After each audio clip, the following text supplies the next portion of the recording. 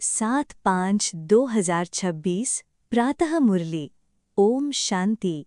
बाप दादा मधुबन। मीठे बच्चे, तुम ब्रह्मा मुख वंशावली ब्राह्मण हो। तुम्हें ही बाप द्वारा ज्ञान का तीसरा नेत्र मिला है। तुम अभी ईश्वरीय गोद में हो। प्रश्न: अद्वैत राज्य, जहाँ दूसरा कोई धर्म नहीं, उस राज्य की स्थापना का आधार क्या है? उत्तर: योग बल। बाहुबल से कभी भी अद्वैत राज्य की स्थापना हो नहीं सकती। वैसे क्रिश्चियन के पास इतनी शक्ति है जो अगर आपस में मिल जाएं तो सारे विश्व पर राज्य कर सकते हैं, परंतु यह लॉ नहीं कहता। विश्व पर एक राज्य की स्थापना करना बाप का ही काम है। गीत: छोड़ भी दे आकाश सिंहासन। ओम शांति। बच्चों को ओम शांति का अर्थ तो बहुत ही बार समझाया है। ओम यानी मैं कौन? मैं आत्मा। ये शरीर हमारे आर्गन्स हैं। मैं आत्मा परमधाम की रहने वाली हूँ। भारतवासी पुकारते हैं कि हे दूर देश के रहने वाले आओ, क्योंकि भारत में अभी बहुत धर्मग्लानि, दुख हो पड़ा है। आप फिर से आकर गीता का उपदेश सुनाओ। गीता के लिए ही कहते हैं शिव बाबा आइए, क्योंकि वो सबका बाप है। कहते हैं भारतवासियों पर फिर से परछाया पड़ा है माया रूपी रावण का, इसलिए सब दुखी पतित हैं। पुकारते हैं रूप बदल कर आइए, अर्थात मनुष्य के रूप में आइए। तो मनुष्य रूप में आता हूँ। मेरा आना दिव्य अलौकिक है। मैं गर्भ में नहीं आता हूँ, मैं आता ही हूँ साधारण बूढ़े तन में। तुम बच्चे जानते हो, मैं कल्प कल्प अपना निराकारी रूप बदल कर आता हूँ। ज्ञान का सागर तो परमपिता परमात्मा ही है। श्री कृष्ण को कभी भी नहीं कहेंगे। बाप कहते हैं मैं इस साधारण तन में आकर तुमको फिर से सहज राजयोग सिखा रहा हूँ। जब दुनिया पतित बन जाती है तब मुझे आना पड़ता है। कलयुग से सतयुग बनाने मैं आता हूँ। ब्रह्मा विष्णु शंकर का चित्र भी है। ब्रह्मा द्वारा स्थापना, शंकर द्वारा विनाश और फिर विष्णु द्वारा पालना। ये लक्ष्मी नारायण विष्णु के दो रूप हैं। ये तुम बच्चे जानते हो। बाबा फिर से रूप बदल कर आया है। वो हमारा सुप्रीम बाप भी है, सुप्रीम टीचर भी है, सुप्रीम गुरु भी है। और गुरु लोगों को सुप्रीम नहीं कहा जाता है। ये तो बाप, टीचर, गुरु तीनों हैं। लौकिक बाप तो बच्चे की पालना कर फिर उनको स्कूल में भेज देते हैं। कोई विरला होगा जो बाप टीचर भी होगा। ये कोई कह न सके। सब आत्माएं मुझे पुकारती हैं, गॉड फादर कहती हैं, तो वो आत्मा का फादर हो गया। ये गीत भी भक्ति मार्ग का है। सतयुग में तो माया होती ही नहीं जो पुकारना पड़े। वहाँ तो सुख ही सुख है। तुम जानते हो 5000 वर्ष का चक्र है। आधा कल्प सतयुग त्रेता दिन, आधा कल्प द्वापर कलयुग रात। तुम ब्रह्मा मुख वंशावली ब्राह्मण हो। ब्रह्मा का अथवा तुम ब्राह्मणों का ही रात दिन गाया जाता है। दिन और रात का ज्ञान भी तुम बच्चों को है। लक्ष्मी नारायण को ये ज्ञान नहीं। अभी तुम संगम पर हो। जानते हो, अभी भक्ति मार्ग पूरा हो दिन उदय होता है। ये ज्ञान अभी तुमको बाप द्वारा मिला है। कलयुग में व सतयुग में ये ज्ञान किसको भी होता नहीं, इसलिए गाया जाता है ब्रह्मा का दिन, ब्रह्मा की रात। तुम अभी सूर्यवंशी चंद्रवंशी राज्य पाने का पुरुषार्थ कर रहे हो। फिर आधा कल्प के बाद तुम राज्य गंवाते हो। ये ज्ञान तुम ब्राह्मणों के सिवाय कोई को नहीं है। तुम देवताएं बन जाएंगे, फिर ये ज्ञान रहेगा नहीं। अभी है रात्रि। शिवरात्रि भी गाई जाती है।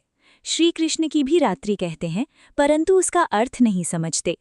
शिव की जयंती अर्थात शिव का रीइंकारनेशन होता है।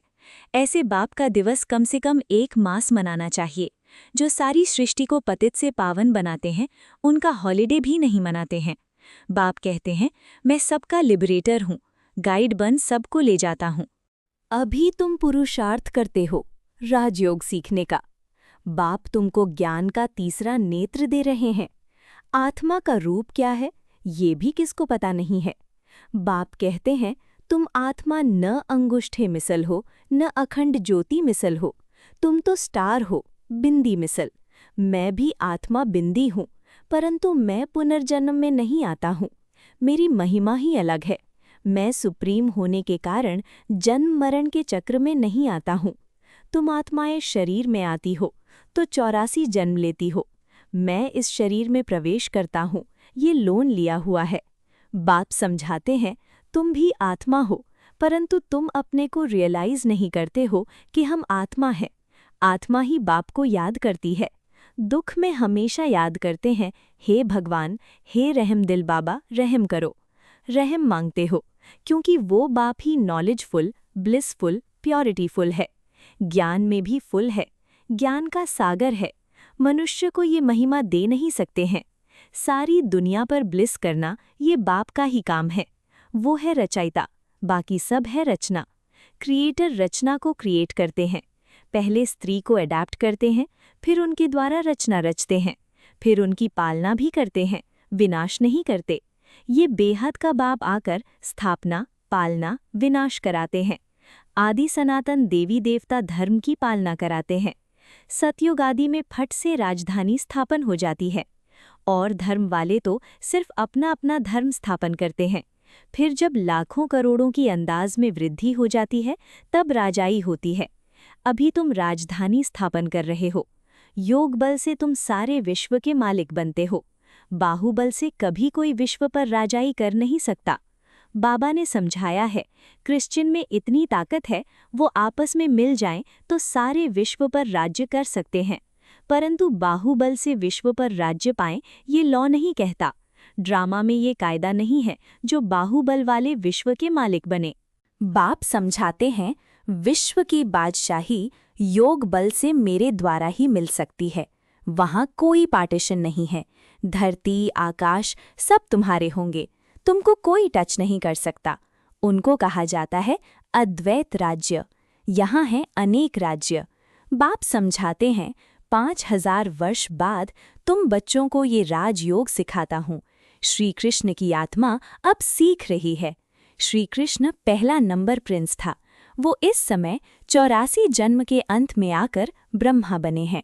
ये बच्चों को समझाया है सृष्टि का चक्र कैसे फिरता है। बाप फिर से स्वर्ग की स्थापना कर रहे हैं। अनेक धर्म विनाश होने हैं, जरूर एक धर्म की स्थापना हो जाएगी। भारत ही 100% सॉल्वेंट धर्म श्रेष्ठ था। देवताओं के कर्म भी श्रेष्ठ थे। उन्हों की ही महिमा गाई हुई है। सर्वगुण संपन्न। पहले पहले पवित्र थे, अभी पतित बने हैं। फिर बाप आकर स्त्री पुरुष दोनों को पवित्र बनाते हैं। रक्षाबंधन का उत्सव इतना क्यों मनाते हैं, ये कोई को पता नहीं है। बाप ने ही आकर प्रतिज्ञा ली थी कि अंतिम जन्म में तुम दोनों पवित्र रहो।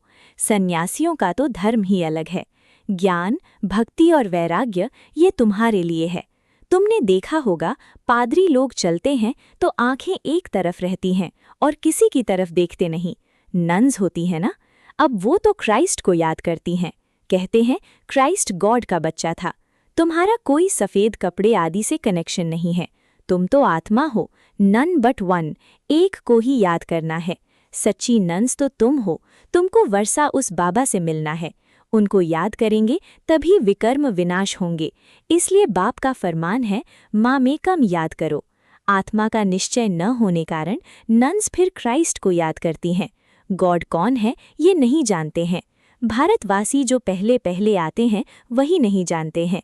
लक्ष्मी नारायण को ये सृष्टि का ज्ञान थोड़े ही है, न वो त्रिकालदर्शी हैं। त्रिकालदर्शी तुम ब्राह्मण बनते हो। तुमको कौड़ी से बदल हीरे जैसा बाप बनाते हैं। अब तुम ईश्वरीय गोद में हो। तुम्हारा ये अंतिम जन्म बहुत अमूल्य है। भारत की खास, दुनिया की आम तुम रूहानी सेवा करते हो। बाकी वो तो हैं जिस्मानी सोशल वर्कर्स, तुम हो रूहानी। तुमको सिखाने वाला सुप्रीम रूह है। हर एक आत्मा को बोलो, बाप को याद करो। बाप को ही पतित पावन गाया जाता है। तुमको गिरने में 84 जन्म लगते हैं, फिर चढ़ने में 1 सेकंड लगता है। ये तुम्हारा इस मृत्युलोक का अंतिम जन्म है। मृत्युलोक मुर्दाबाद, अमरलोक जिंदाबाद होना है। इसको अमर कथा कहा जाता है। अमर बाबा आकर तुम अमर आत्माओं को अमर युग में ले चलने के लिए अमर कथा सुनाते हैं। बात कहते हैं, अच्छा और बातें भूल जाते हो तो सिर्फ अपने को आत्मा निश्चय कर मुझ एक बाप को याद करो। बुद्धि का योग मेरे साथ लगाओ तो तुम्हारे पाप भस्म होंगे और तुम पुण्य आत्मा बन जाएंगे। तुम मनुष्य से देवता बनते हो, ये नई बात नहीं है। 5000 वर्ष बाद बाप आकर तुमको वर्षा देते हैं। रावण फिर श्राप देते हैं। ये है खेल। भारत की ही कहानी है। ये बातें बाप ही समझाते हैं, कोई भी वेद शास्त्र आदि में नहीं है। इसलिए गॉड फादर को ही नॉलेजफुल, पीसफुल, ब्लिसफुल कहा जाता है। तुमको भी आप समान बनाते हैं। तुम भी पूज्य थे, फिर पुजारी बनते हो। आपे ही पूज्य, आपे ही पुजारी। ये भगवान के लिए नहीं है, तुम भारतवासियों की बात है। तुम पहले सिर्फ एक शिव की भक्ति करते थे, अव्यभिचारी भक्ति की, फिर देवताओं की भक्ति शुरू की, फिर नीचे उतरते आए।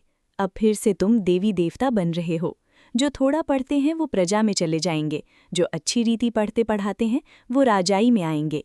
प्रजा तो ढेर बनती है, एक महाराजा की लाखों करोड़ों के अंदाज में प्रजा होगी। तुम पुरुषार्थ करते ही हो, कल्प पहले मुआफिक। पुरुषार्थ से पता पड़ जाता है कि माला में कौन कौन आने वाले हैं। प्रजा में भी कोई गरीब, कोई साहूकार बनते हैं। भक्ति मार्ग में ईश्वर अर्थ दान करते हैं। क्यों? ईश्वर के पास नहीं है क्या? या तो कहते हैं श्री कृष्ण अर्पणम, परंतु वास्तव में होता है ईश्वर अर्पणम। मनुष्य जो कुछ करते हैं उनका फल दूसरे जन्म में मिलता है, एक जन्म के लिए मिल जाता है। अब बाप कहते हैं, मैं आया हूं तुमको 21 जन्म का वर्षा देने। मेरे अर्थ डायरेक्ट कुछ भी करते हो तो 21 जन्म के लिए उसकी प्राप्ति तुमको हो जाती है। इनडायरेक्ट करते हो तो एक जन्म के लिए अल्पकाल का सुख मिल जाता है। बाप समझाते हैं ये तुम्हारा सब मिट्टी में मिल जाना है, इसलिए इसको सफल कर लो। तुम ये रूहानी हॉस्पिटल कम यूनिवर्सिटी खोलते जाओ, जहाँ से सब एवर हेल्दी एवर वेल्दी बनेंगे। इनसे बहुत इनकम होती है, योग से हेल्थ और चक्र को जानने से वेल्थ। तो घर घर में ऐसी यूनिवर्सिटी कम हॉस्पिटल खोलते जाओ। बड़ा आदमी है तो बड़ा खोले, जहाँ बहुत आ सकें। बोर्ड पर लिख दो, जैसे नीचर क्योर वाले लिखते हैं। बाप सारी दुनिया की नीचर बदल प्योर बना देते हैं। इस समय सभी इम्प्योर हैं। सारी दुनिया को एवर हेल्दी एवर वेल्दी बनाने वाला बाप है, जो अब तुम बच्चों को पढ़ा रहे हैं। तुम हो मोस्ट स्वीट चिल्ड्रन।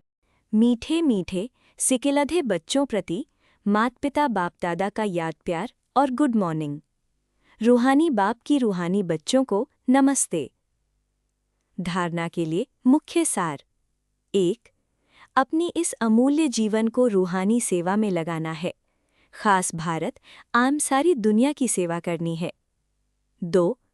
अपना सब कुछ सफल करने के लिए डायरेक्ट ईश्वर अर्थ अर्पण करना है। रूहानी हॉस्पिटल और यूनिवर्सिटी खोलनी है। वरदान। एकरस स्थिति द्वारा अतीन्द्रिय सुख की अनुभूति करने वाले सर्व आकर्षणों से मुक्त भव। जब इंद्रियों की आकर्षण और संबंधों की आकर्षण से मुक्त बनो, तब अतीन्द्रिय सुख की अनुभूति कर सकेंगे।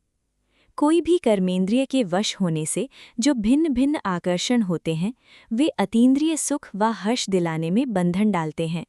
लेकिन जब बुद्धि सर्व आकर्षणों से मुक्त हो एक ठिकाने पर टिक जाती है, हलचल समाप्त हो जाती है, तब एकरस अवस्था बनने से अतीन्द्रिय सुख की अनुभूति होती है।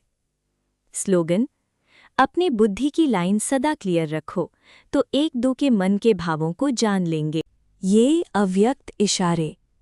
सदा अचल, अडोल, एक रस स्थिति का अनुभव करो। किसी भी प्रकार की हलचल में अचल रहना, यही श्रेष्ठ ब्राह्मण आत्माओं की निशानी है।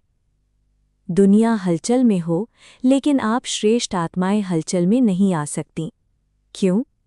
ड्रामा की हर सीन को जानते हो। नॉलेजफुल आत्माएं, पावरफुल आत्माएं सदा स्वतः ही अचल रहती हैं। तो कभी वायुमंडल से घबराओ नहीं, सदा निर्भय रहो।